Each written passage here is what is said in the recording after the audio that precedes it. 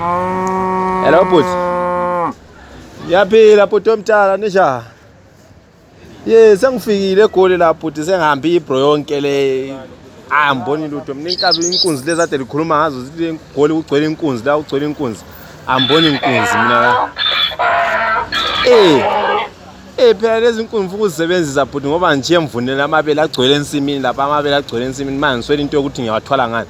So manje sengihambi igoli lonke lela ngibona inkunzi la. Yebo.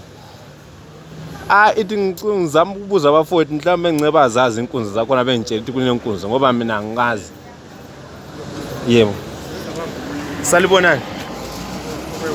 Ninjani? Ngiyaphila. Salibonani bhuti. Unjani bhuti?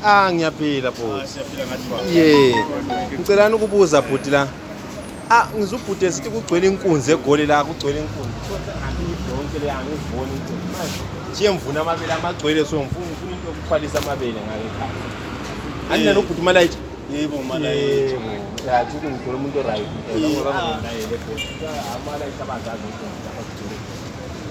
Uyeni le bolo noma? Ngifike namhlanje mina egoli. Namhlanje ngizodinga inkunzi zakhona. udinga inkunzi zakhona. Yebo. Ethi kusize ukuqondana nomuntu oright ke namhlanje. Yebo. Inkunzi zakhona mfowethu akusize lo ezozijwayeleza semakhaya ezemfundo. Lele mfundo eziloluni. Hayi. Inkunzi le uthiwa yathathelwa ifoni nemali esikhwameni. Njengoba ngiphethe ifoni ngesandla. Ngobona manje sebekudumele bekuthathile le foni. Hayibo. Inkabi umtshele nayo inkabi zikhona egoli. Hayi mina. Inkabi zikhona inkunzi, kunenkunzi nenkabi zikhona futhi bhuti. Serious? So imali yami ngangithathela la ekhona. Uma unemali khona lapho wabona ungasenayo ungavela nje.